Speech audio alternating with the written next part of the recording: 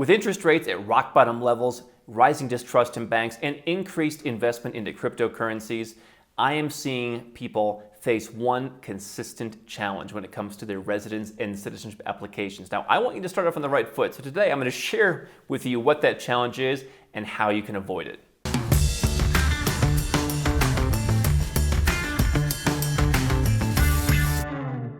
Hi, I'm Andrew Henderson. I'm the founder of Nomad Capitalist, where our team of almost 50 people worldwide, our network of experts all over the world, and yours truly helps 7- and 8-figure entrepreneurs and investors legally go where you're treated best. You can learn more at nomadcapitalist.com. So, I'm a little on edge, I gotta be honest. I'm a little on edge because I keep seeing the same issue more consistently than ever when it comes to helping people get residence, helping them get citizenship. And I'll tell you very simply, here's what it is. People do not have enough money in the bank to demonstrate their eligibility for many of the residence and citizenship programs that they have. Now, it can often be rectified. Sometimes it involves just waiting a couple of months. Sometimes it means we need to move some money in advance while we're gathering paperwork to eventually file for a residence or citizenship program. But let me tell you this, and I've mentioned this before.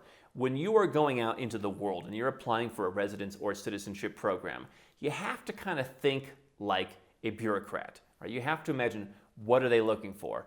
Their job is to basically, dot the I's, cross the T's, make sure that you are qualified. And so you are often going to need to prove that you have wealth and or that you have income. So for example, Malaysia's now suspended MM2H, the My Second Home program. The criteria was you had to have 500,000 Malaysian ringgit, let's call it about $125,000, a little less right now, in the bank for, I believe it was 3 months. And you also had to prove income of 10,000 ringgit per month through some pay slips, for example. So let's call that $2,500 a month. You had to do both. Okay. Now it was a little bit easier if you were over 50, and who knows what the new criteria will be when they come back with the program. But that's what it was. Generally speaking, Asian programs favor wealth, Latin American programs favor income. You can sometimes do a combination of both, or you can sometimes do one or the other, but it's a gross generalization. That's what those two regions favor. Europe is kind of a mixed bag. There's so many different programs in Europe, okay? Obviously in the Caribbean, if you're looking at citizenship by investment, they're looking for a donation. And so in any of these programs, they want to know that you have enough money to come to their country. Number one, that if you're making a donation, for example, to a citizenship by investment program, you have the money. Or that if you're getting a residence in Latin America, you have the income. If you're moving to an Asian country or getting residence there at least, you have the wealth, okay? And so you want to be able to document that. Now, what am I seeing? If you're, a lot of people in crypto, I started asking about 4 years ago, I started asking people, what are your bank balances for the last 12 months? Okay. And, I don't mean like, what was the highest balance because you sold your house and then you immediately moved the money out. I mean like, what were your ending bank statement balances for each of the 12 months? Because some programs want to go and do a 12-month look back. Some want to do a 6-month look back, some want to do a 3-month look back, right? But what they don't want to generally see is you just threw some cash in yesterday and now you're coming, because then they start to think, well, is he doing something that violates the terms of the program, or did someone just loan him money in the family and the minute he comes he's going to pay them back? They want to make sure that you actually have the money. And so, but people are increasingly telling me, why I started asking the question actually 4 years ago, why I started asking people that I'm working with, how much money do you have in the bank? How much money have you had in the bank? Is because especially crypto investors, they're moving everything in there. I've had numerous people who've sold their homes, taken the equity in their homes, and they, maybe you have that money in the bank. No, we put it in crypto. And so I remember 4 years ago, had a guy who must have had, I don't remember the number at this point, it was like 50 million or 80 million or something like that, back when Bitcoin was under $4,000.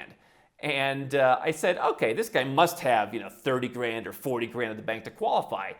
Now, the guy, as I said before, $17 or something like that. And so I keep seeing more and more of this. You have to think like a bureaucrat, guys. I understand people don't like bureaucrats. I get it. Why should I have to prove myself to these people? They want me to come. Because that's how it works. I think to be a successful nomadic capitalist, you have to just take one little step over, some of the libertarian frustrations into, all right, here's how the program works. Here's what you got to prove. You got to have your paperwork in order. You got to show them what they want so they can just cross the box and go back to their rigorous 11-hour work week, making sure they don't get in trouble. So what I would suggest is, if you don't have much money in the bank right now, I would start seasoning some money. Now again, some residence programs, especially some of the cheaper ones, they may be income-based. And so what saves people some of the time is they have a job, or they have a job where they're basically employed by their own company, right? They own the company, but they're taking a salary or they're taking a dividend, that kind of thing. So either one of those can work. I think seasoning some money, especially if you're going for some of the higher level programs, wouldn't be a bad idea. The amounts are all over the map. Call it 100 grand, call it 150 grand or 200 grand. If you're looking for a cheaper program, maybe it's 30 or 40 grand. But start to season some money. Obviously, I can't tell you because there's so many different programs, so many different permutations. Are you married? Are you retired? What age are you? What else are you doing? I mean, there must be tens of thousands of different permutations. So we can't cover all of those. But in a general sense, a lot of the programs that we work with on the lower end, they want to see $25,000 to $50,000 in the bank for some period of time.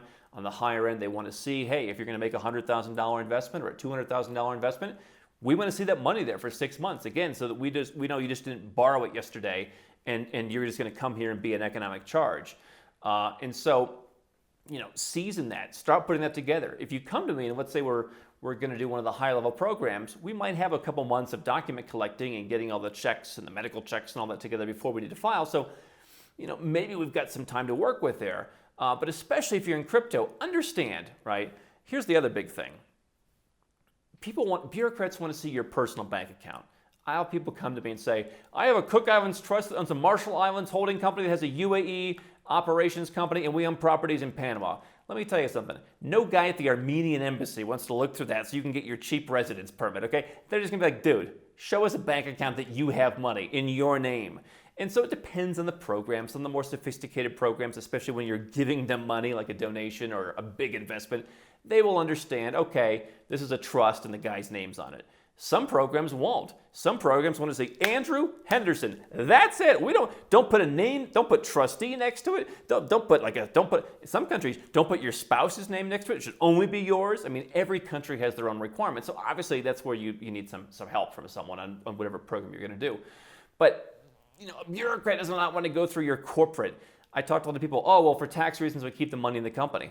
I get that, right? Obviously, that's the benefit of what you're trying to achieve, the benefit of coming offshore into my world where you don't have to worry about moving money into the company, into the personal, because you've taken control of your tax situation. But you might need to take a little bit of a tax hit or do something, I don't want to say creative, but do something within the legal bounds to move some money into your own name if the program that you're looking for, many of them will not recognize money that you have sitting in your company, sitting in your trust. They don't want to go through your whole corporate structure and figure out this is actually your money. And so that's one thing. If you are taking income, if you have a salary or you're on a regular salary from your own company or from a job, that could work. Again, not every program cares about your salary, but they might ask you to prove it. Or in some cases like Malaysia, some of the Latin programs, can you show $800 a month, $1,200 a month, $2,000 a month? Most of these programs doesn't have to be huge, right? But do you have that income? What some people do is they say, oh, I just take irregular distributions, irregular draws, dividends, what have you, on random dates. That may work, but again, if a country is looking for what's your income for the last 3 months or the last 6 months to prove eligibility, irregular distributions might work. They might be in some countries flexible with one's on the 1st, one's on the 17th, one's on the 12th. But if you missed a month, that might be a deal killer, and you might have to go back and spend some time. So having a regular income, I think, for other reasons too, is sometimes a benefit when you're going offshore initially, and also just staying offshore. Having some kind of regular income. How much do you make every month?